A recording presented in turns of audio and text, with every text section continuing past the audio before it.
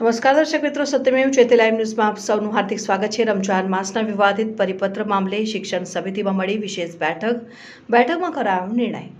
March માસમાં પરીક્ષા ચાલતી હોય કોઈપણ શાળા સમયમાં ફેરફાર નહીં કરવા કરાયો નિર્ણય। શૈક્ષણિક સત્રના 2 જ માસ બાકી હોય સમય ફેરફાર માટેના તમામ પરિપત્ર કરાયા રદ।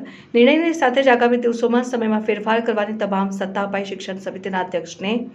સમગ્ર મામલે શાસનાધિકારી શ્વેતા પારકીનું નિવેદન। આજની બેઠકમાં સમય ફેરફાર અંગેના તમામ પરિપત્ર રદ કરાયા।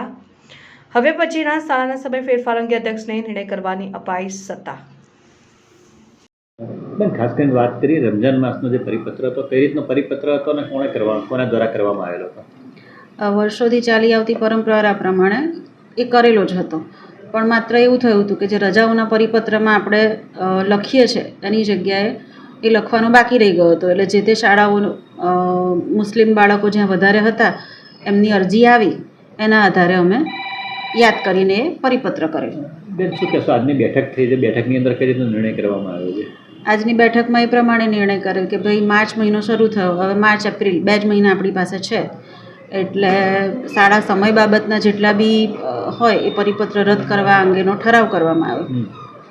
અને બીજા કોઈ ક્લોઝર ઇન એડ કરવામાં આવે છે કે આના પછી આ વર્ષમાં જ રહેશે કે આગામી દિવસોમાં પણ આ વર્ષે તો આ કર્યો જ છે, પણ આગામી વર્ષમાં જે કંઈ બી આ પ્રકારના સમયને લગતા પરિપત્રો હોય એ અધ્યક્ષની મંજૂરી મેળવ્યા બાદ થશે।